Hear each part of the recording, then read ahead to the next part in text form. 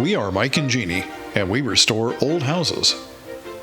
In 2021, we moved to South Carolina and bought a 120-year-old Victorian house. Follow along as we put the polish back on this Victorian masterpiece.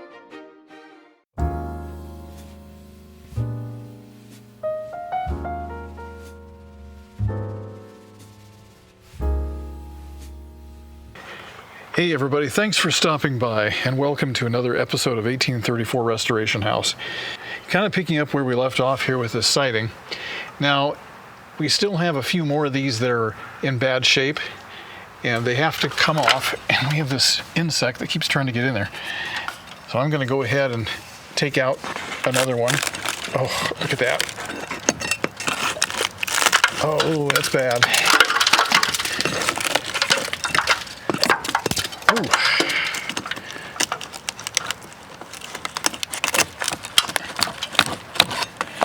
I'm not sure how many of these I have to pull out until I get back to good wood, but that's what I'm going to do.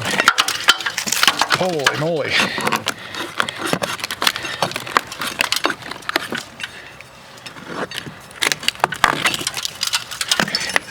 This is what happens when you don't keep your house painted.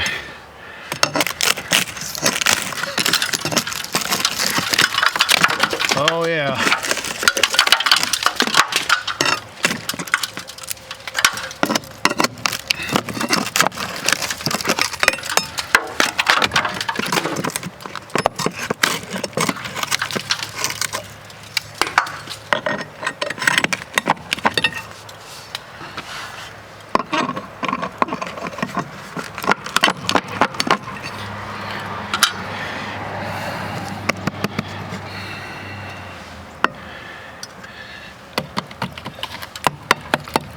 This one here feels like it might be okay. Now this is kind of interesting. I see that there's tar paper here, and the tar paper stops here, and the tar paper stops here. Now isn't that interesting? It happens to coincide with the place where the wood is rotted. What do you guys think about that? I don't think I'm the first one that's been in here.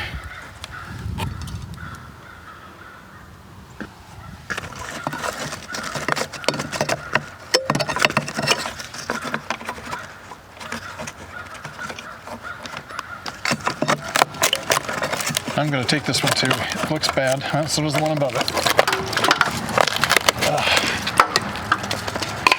This one's broken. Good grief.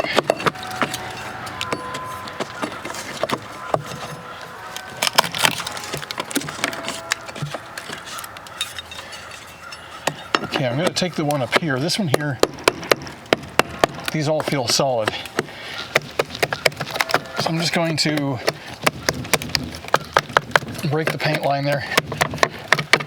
Kind of tease that out just a little bit.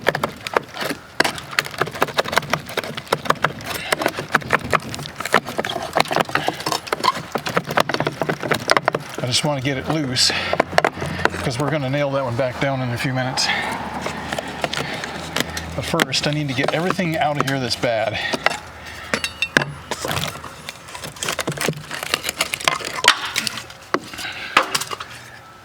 I was looking at these boards here and I realized right here, this board here doesn't lap onto this one. When somebody repaired it once before, because it's already failed once, they just butted that up against there and they didn't seal it in any possible way. Down the water, in fact, you can see the paint lines right there. The water just rolled right in. See that? Underneath there is the remains of the old one. The deeper we go, the more stuff I find. Okay, now the boards that were in here, the ones that we patterned the new stuff off of, were 1x6s. Look at that. That's not a 1x6. That is a tapered piece of siding. So whoever made that repair up there didn't use real siding, they just used 1x6. Which is what we were doing because we thought that that's how it was built originally. It turns out not to be the case. Very interesting.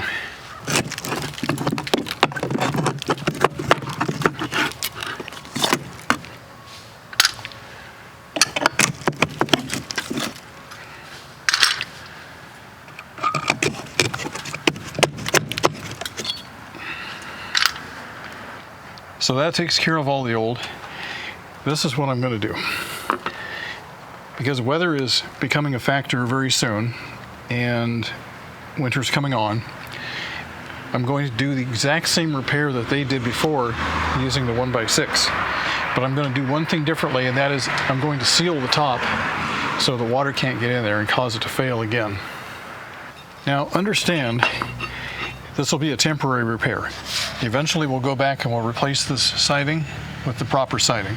But for now, we just need to get this closed in, keep these bugs, these ones that keep flying around, we want to keep them out, and we also want to keep the water out.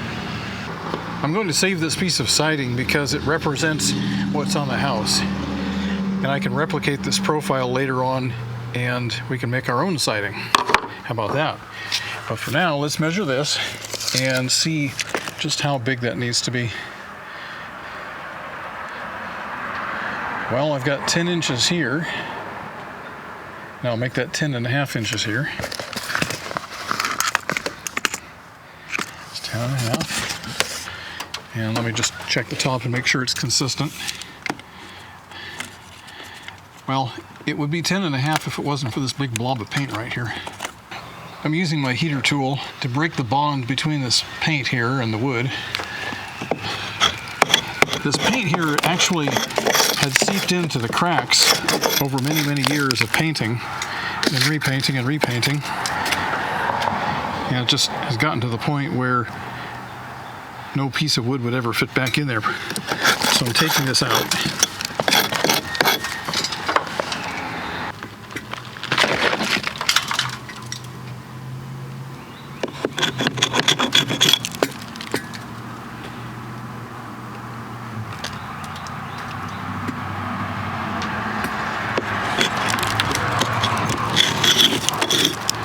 I'm having to take care that I don't set the paper on fire.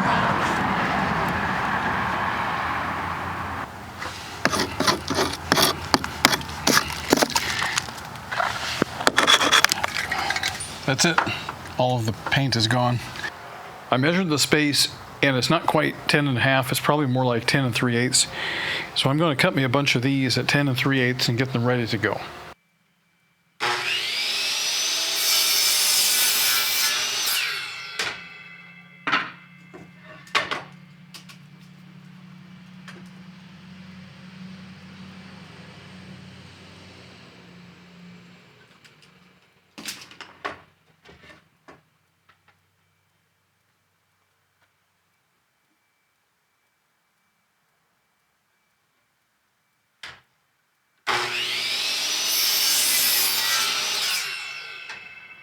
Several of our viewers in the past have asked us, why aren't we doing restoration work instead of all this other stuff? Well, here you go.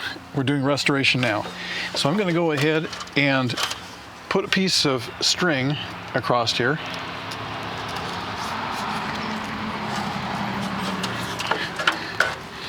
Now the reason I'm putting a string across here is because I want to get a kind of a baseline of where that new board is supposed to go. So I'm just going to go ahead and pull it around like that.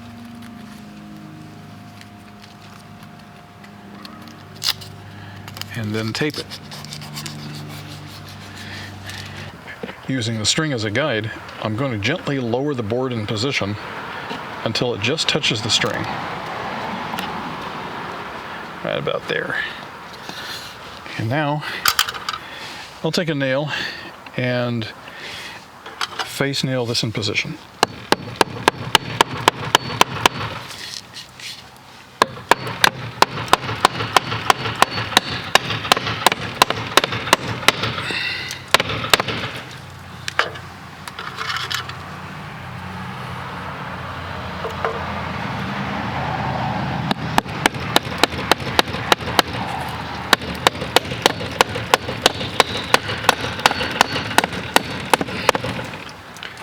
Okay. As it goes, I can feel it go through the siding beneath it, and then finally into the sheathing. Now I do have to be careful because the sheathing behind it has gaps, and if I happen to land on a gap, then it won't hold and I'll have to drop another nail in. So now I'm going to reposition the string up to the next level.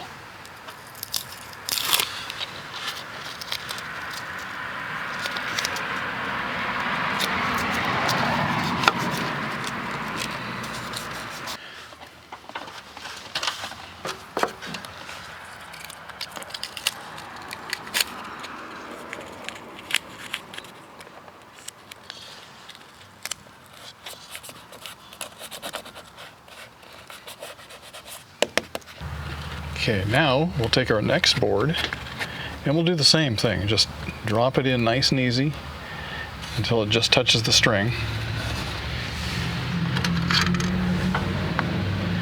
And then do another face nail.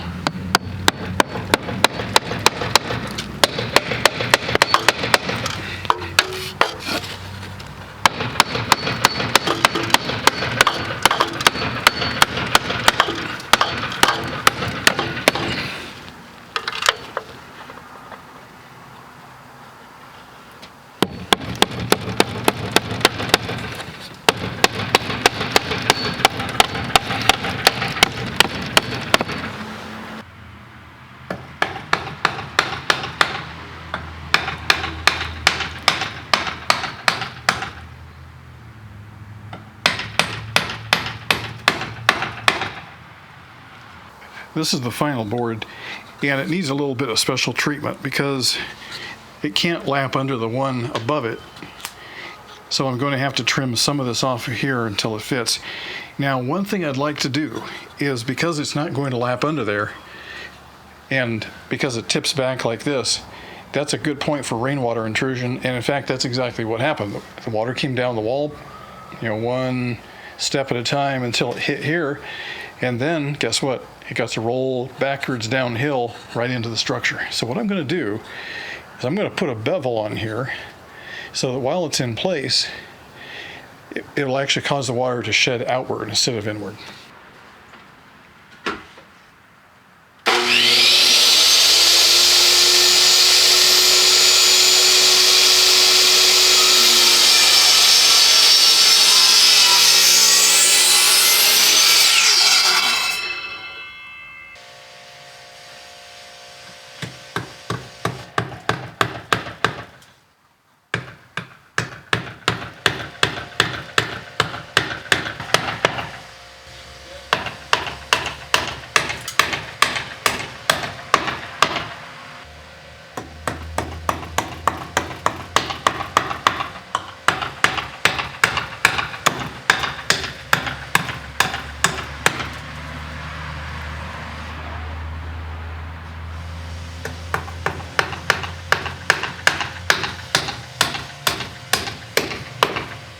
There's the repair.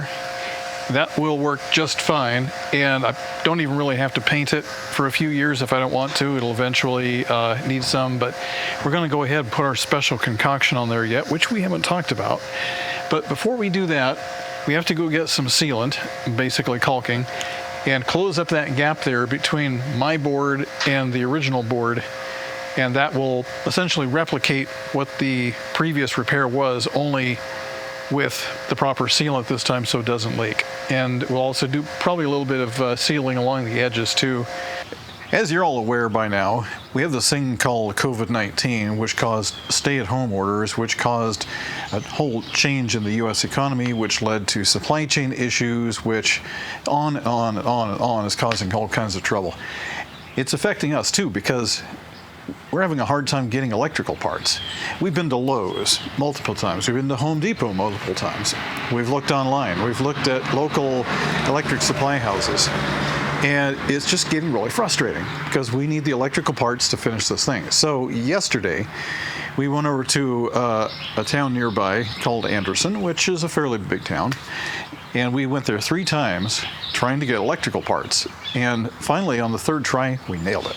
So we found an electric supply house that had what we needed, but they had to be a little bit creative in making this thing work. What we need is called a main breaker panel.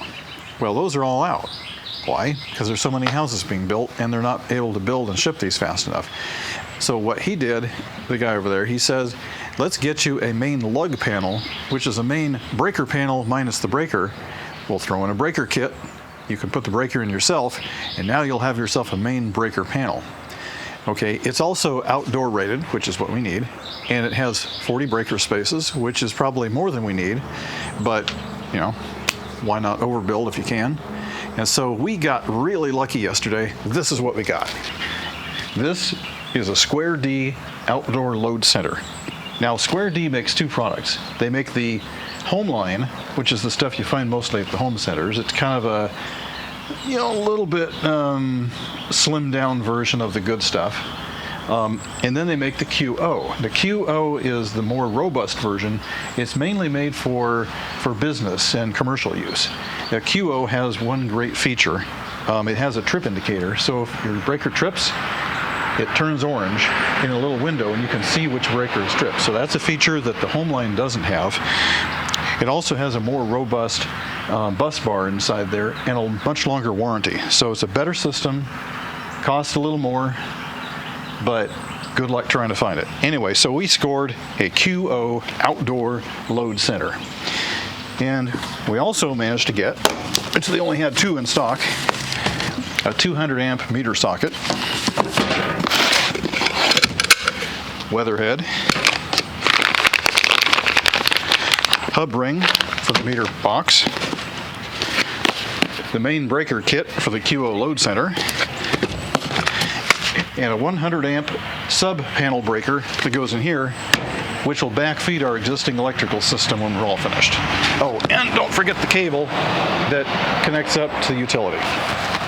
I need to unbox these two because I need to find out how much paint to remove on the wall over there. I don't want to take it all off because we just simply don't have time. The weather's closing in on us rapidly. I want to get that wall repainted before anything happens. And I also want to get these things on the wall as soon as possible. So let's take a look inside.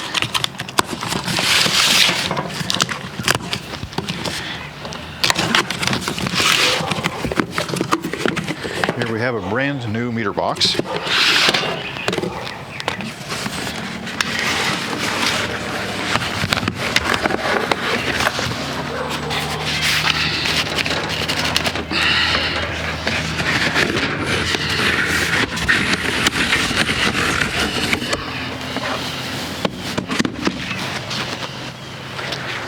So here we have Square D load center. Look at that. Isn't that beautiful? 40 spaces, main breaker, and the whole thing is upside down right now, but that's all right, we can fix that. So this will be a fine electrical system for this old Victorian house. We need to know how far up to strip the paint. So this thing here, 36 inches would do it. So I'll strip up to 36 inches and then stop. Now on the width, I have 34 inches to play with, and these two combined are 26. Practically speaking, I do need to separate them somewhat. So I can pull them apart like that, quite a bit, and still have room to spare over on this side. I've been working on the paint here a little bit, stripping it off, and it actually goes a lot faster. I know some of you have been concerned about the slow speed of it, but really, seriously, it's not that slow. It's just the first time that I did this, I wasn't quite sure what temperature settings I needed and dwell times and all that, so I've got that worked out, so don't worry about it. I'm going to put the new meter box right here, and if you look up, you can see where the old weatherhead is and where the electrical connections are. So by putting the meter box right there, it's literally within arm's reach of the existing wiring. Now, whether the utility leaves that wiring or puts new wiring in, that's up to them. So the meter panel will go here, and the electrical breaker box will go over here.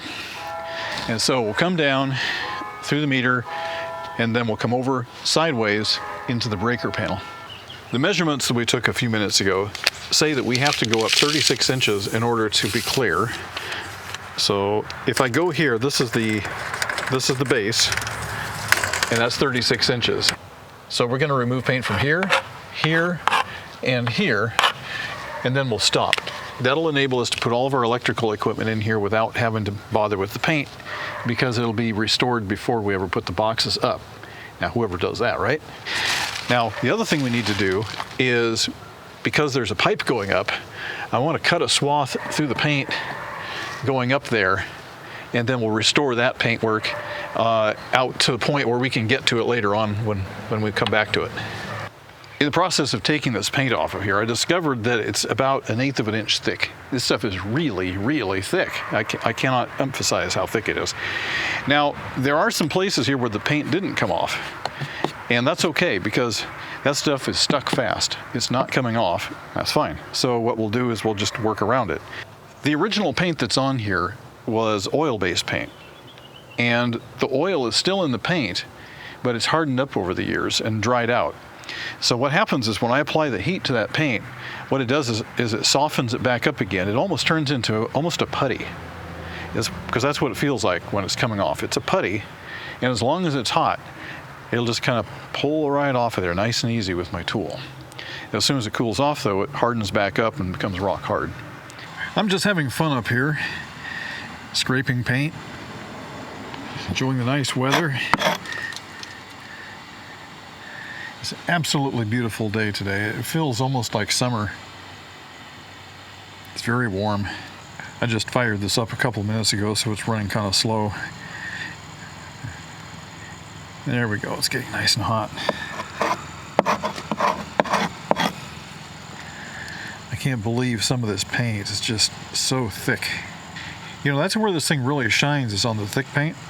And that's what these tools were really created for, was to do conservation and preservation of historic structures. The thinking was that by eliminating chemicals and just using heat, you could take the paint off of historic structures and get down to the base coat and then restore.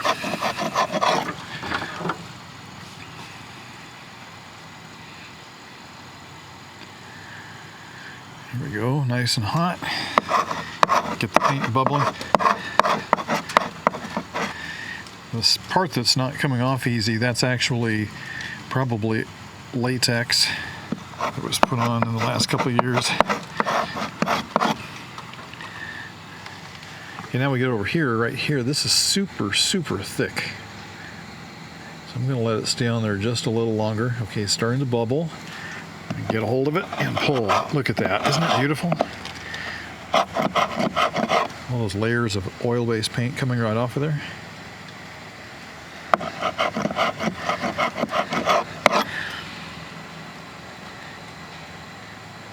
Why is oil-based paint such a good thing? Well, because the oil soaks into the wood and nourishes it and acts as a preservative. It also helps it bond.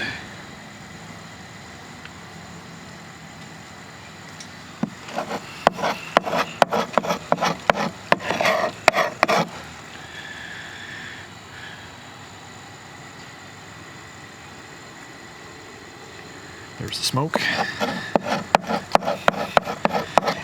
It's real easy to tell when this is ready to go because it smokes and starts to bubble up.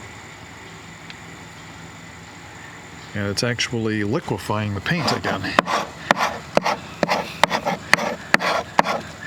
Turns it into a putty. There goes the smoke. Take it right off. There we go. It's beautiful.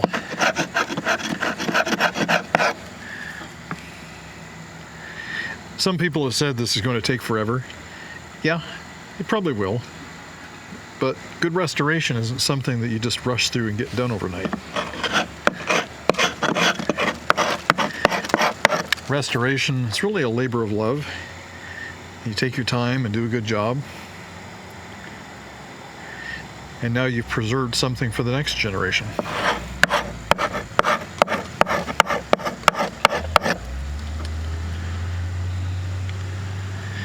And just another thought here, if you have a house that has wood siding on it and it's not 100 years old, maybe, I don't know, maybe it's 20 years old or something like that, you really don't need to do this to that kind of house. This is really intended for houses that are very, very old and have a lot of paint on them. I'd like to tell you a story about paint stripping that will scare the daylights out of you, because it scares the daylights out of me every time I think about it.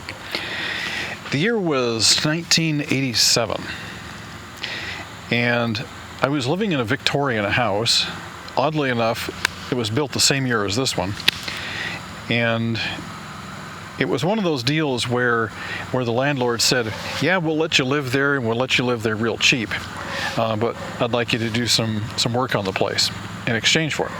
Okay, that sounded like a pretty good deal to me, so I did. And one day I'm stripping paint off the side of the house, much like I'm doing now, with heat. Now, back in those days, we didn't have these infrared heaters, and the common wisdom of the day was use a propane torch. So I'm up there on a ladder, and I've got propane going like this, and I'm scraping off paint, and it's bubbling up and coming off real nice. Everything's going great. And remember, this house was built in 1900. Back in those days, it wasn't nearly 120 years old. It was, I don't know, only 90 years old. So I'm up there, everything's going great. And I'm scraping and heating and scraping. All of a sudden, the flame from my torch got sucked into the crack between the siding. There was some kind of air current there. It sucked the flame in, and I stopped right then. I said, that's it. I'm not doing this anymore. No way. I'm not going to be responsible for burning somebody's house down. And so that was the end of my paint stripping there. I can tell you, never use a torch or a flame of any kind when you're trying to strip paint. The only safe way to do it is either with an infrared heater like I have here, or a chemical stripper if you want to sit around and wait for it to do its work. But never use flame. This is November 10th. To be specific, it is 74 degrees today. It is pretty warm. But I'm still thinking on the garden. I would love to put in a garden this winter. I'm not sure if we're going to be able to, but I do have a design plan that I'd like to show you. This is it. And it's more of a decorative garden, but it's going to be pretty big. So I want to start it probably somewhere back over here and go this direction. So I'll have one of the squares here, one of the squares over there, and I think what I would like to do is put the fruit trees right along this side and some down over here maybe, because the sun is always on that side of these trees, so I won't have to take any of these out either. And then give us plenty of sunshine, and it's pretty flat. I think this will be perfect. Now let's hope we can get it all put in before spring comes. Barewood siding needs a proper primer before any paint goes on. And I'm not talking about the kind of primer you get down at the big box stores or even your hardware store. No, this is a special concoction that's been used for centuries. And this is how we do it. The first thing I do is I take a glass jar and I put a piece of tape on there that I can write on. And I take a measuring tape that's calibrated in metric. I'm not a big fan of the metric system, but it does have one good thing. And that is, if you take 10 centimeters, you can call that 100%.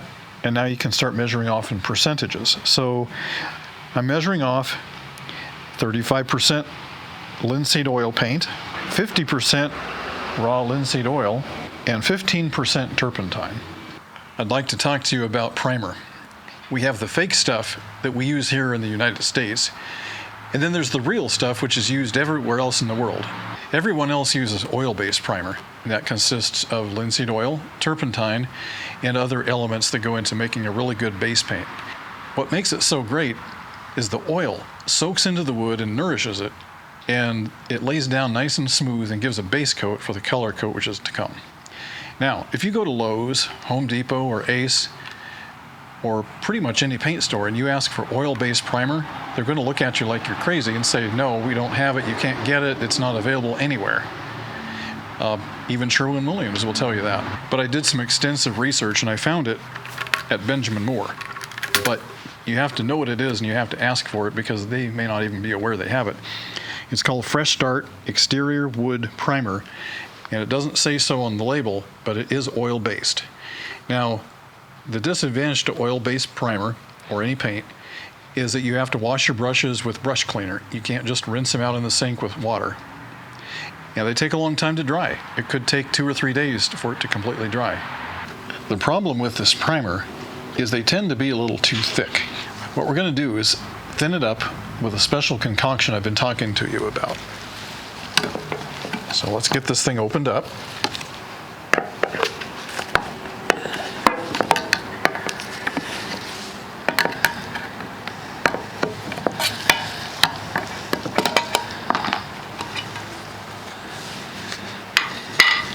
I'm going to go ahead and stir that up just to make sure that the oil is thoroughly mixed in.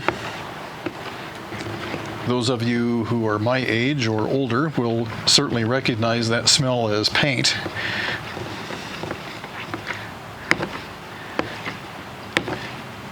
So that's all mixed up nice now. Notice I'm wearing gloves because I don't want it on my skin.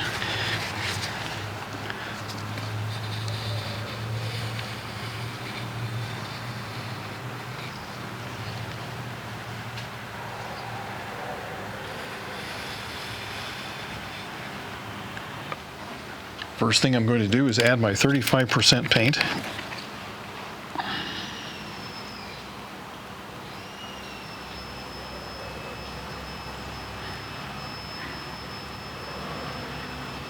Right there.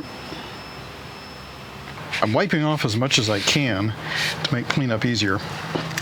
If you do anything with linseed oil, do not throw this away in the trash can. You're going to want to let this sit outside in a safe spot, because there have been reports of linseed oil rags spontaneously combusting, so you don't want them to be inside an enclosure where they can get hot and burst into flames. So that was frankly one of the other reasons they quit using oil-based paint. So I'm just going to set this down here for now. Later on we'll put it in a safe place. Now we add our 50% linseed oil.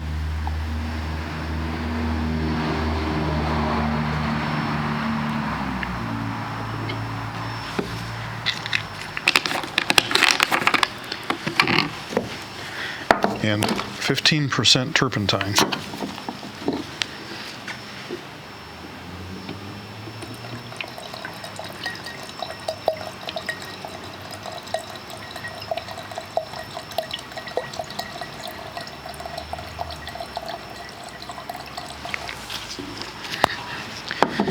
Seems like the mosquitoes are back. Oh yeah, this smells like turpentine. It has a distinctive piney scent to it. Okay, now I'm going to take this and just stir everything together.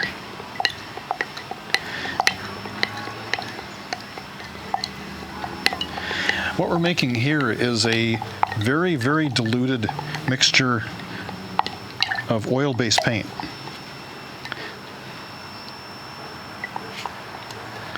Okay, the reason I'm diluting it so much is I want that oil to penetrate deep into the wood fibers and nourish the old wood.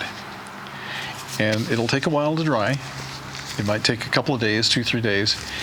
But when it does, it's going to make that really nice base coat. So I'm stirring it, and it was very thick. Now it's very watery. All right, that looks really good. Now that I have this mixture, I can put the lid on the jar and I can keep this around for quite a long time. I can use it on other projects around the house.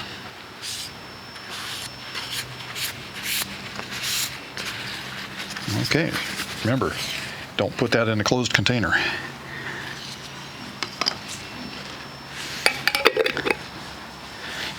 And there we have our special concoction. All right, let's paint some of that special concoction on our brand new wood here. I'm going to work it in there real good.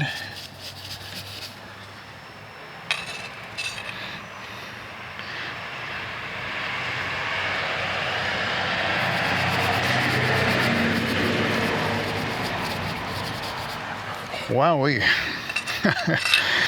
Does that have a smell? Whew. Yeah, it's a good thing we're outside because it definitely has an aroma. Very strong smell. Now you'll notice that we're not getting really good hiding. Our paint is almost translucent, but that's okay. The point is not to cover the wood with color, but to seal it and nourish it. If you're going to use this stuff, you'll need to wear some grungy clothes because it doesn't wash out very well if you spill it. And something else you should be aware of too is if you live in California and you need the turpentine, you're going to have to get creative. And I'll just leave it at that.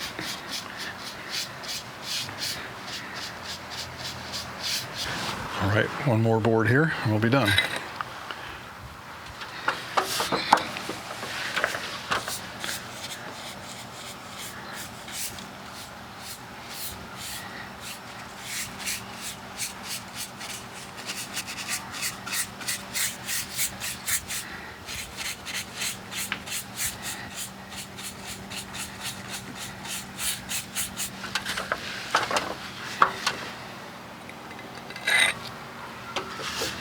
It's kind of an interesting color.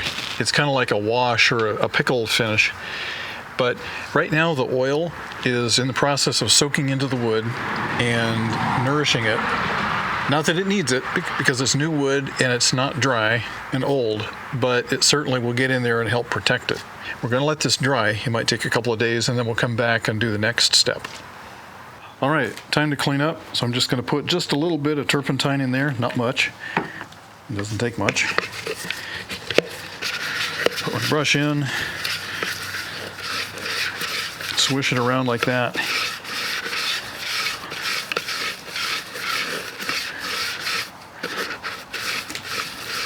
Let it get into the fibers. What it's doing is it's breaking down the paint and the oil. And now, let's take a paper towel, wipe it.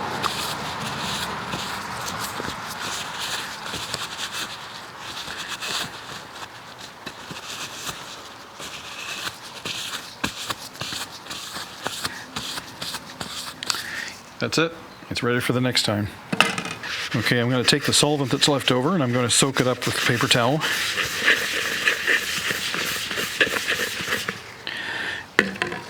And then I'll lay this out in a safe place and let it evaporate. We took the shutter off and got that out of the way, and then went up all the way up to the top there almost and took the paint off with the infrared heater. Now the reason I did that again was to accommodate the mast coming out of the meter box that's going to go all the way up there. So when I put that on there, I want this to be painted, looking good, and ready for the next 50 years. So that's why we did that. Now, it's been 24 hours since we put our special concoction on the other side. And I want to show you what happens. As you can see, after 24 hours, it has stratified or separated, and that's normal. Oil-based paint does that. So I'm going to open this up and stir it and get it mixed back up again. It doesn't take much effort. Just a little bit of stirring.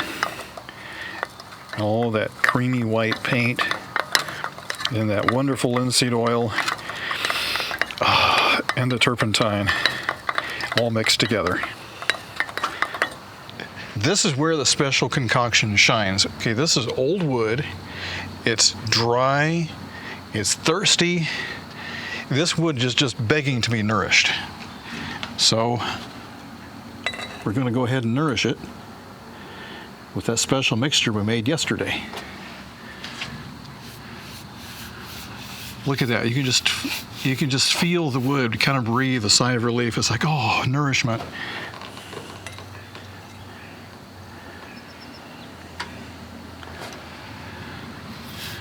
So I'm going to coat all of the exposed wood .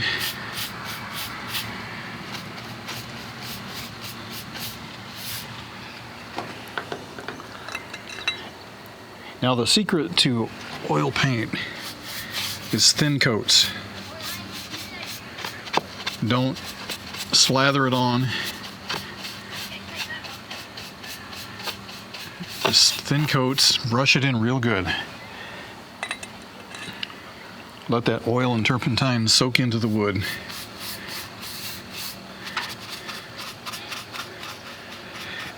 For what we're doing here, it really doesn't even need to be white. The point of the whole exercise is to get the linseed oil and turpentine down into the wood fibers. And the white, really, the only thing it's doing is just kind of showing us where we've been. So just brush it in, brush it in. Now, isn't it cool that I can be up here working on this in the middle of November and it's not raining, and I'm wearing a t-shirt?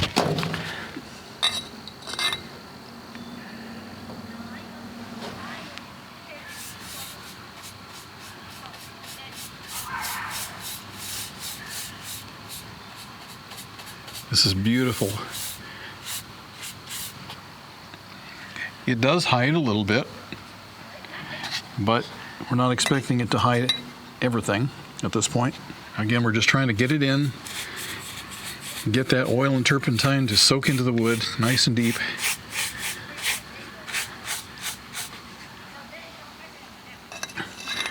Now, we were doing some research overnight, and we found that the oil-based paints had a nice little characteristic that if water gets behind it, it can actually transpire, the vapor can get through it and get back out, so you don't have water trapped behind if any moisture gets in. You talk about the breathable house. Well, what could be more breathable than plaster and oil-based paint? We also learned that oil-based paint goes further. So a gallon of oil-based paint will cover more than the equivalent gallon of latex paint. We didn't know that before, and that was kind of an interesting discovery. We're also doing a little bit of research right now to find out about oil-based color coats. Now, those in the paint industry will tell you that it's a terrible idea, it doesn't work, and it's not practical. But if you think about it,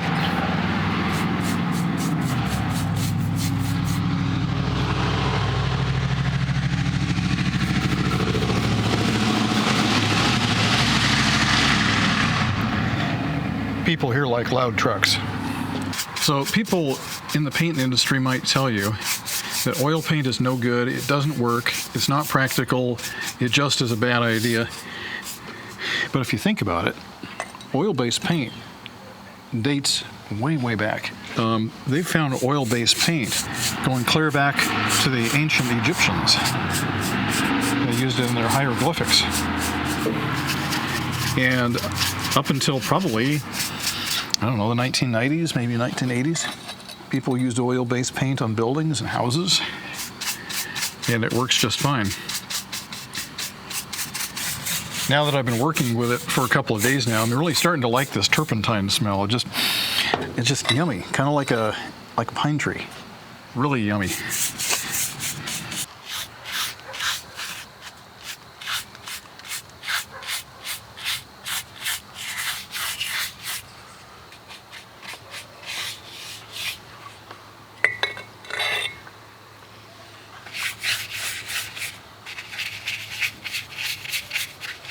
This old wood is just drinking it up. Some of this siding has little cracks in it. Not big cracks, just more like fractures, if you will. And this oil is just getting right down in there. I mean, it's just soaking right in. It's wonderful stuff. Now, I forgot to mention a couple of things. After I got done removing the paint, I went back up there with a power sander and I sanded the wood really good with about 120 grit paper. I just wanted to make sure that it was fairly smooth and nothing was sticking to it. And then after that, I went up with a brush and brushed off any loose stuff to make it nice and clean. And after that, I started applying our secret sauce. Nightfall is fast approaching, so I'm working as quickly as possible to get this done. But there are some parts of this, particularly the ones that had no paint on them for a while, they're so dry, and they were just soaking up everything that I was laying down. And I had to keep going over it and over it and over it. And then finally it got to the point where it stayed wet, so that's where I stopped.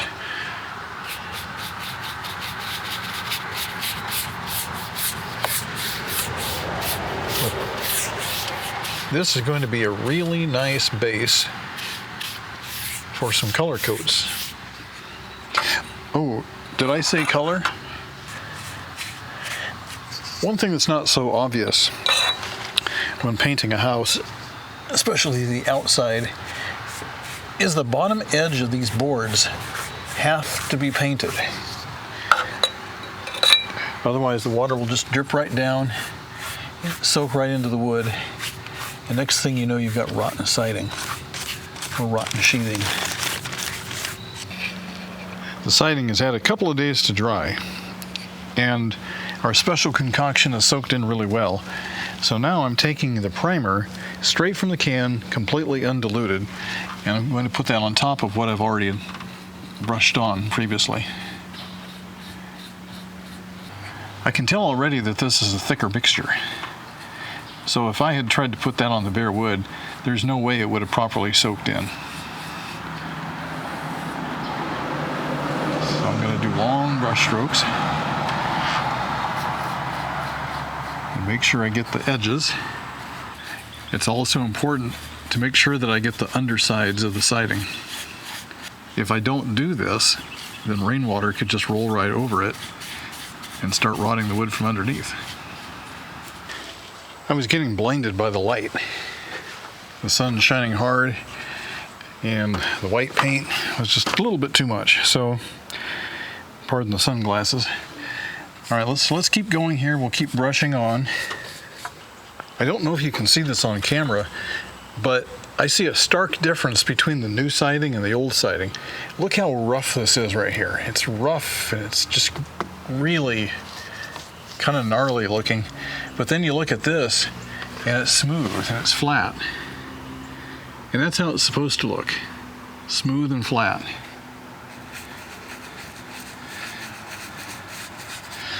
By us taking off all the old paint, we get back down to a good substrate, and then we can build it back up again, and it'll make the house look nice and new, even though it's very old.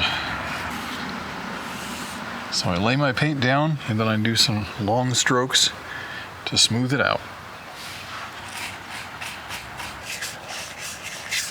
I don't know if you can hear the crashing and banging, but that's Jeannie in the kitchen.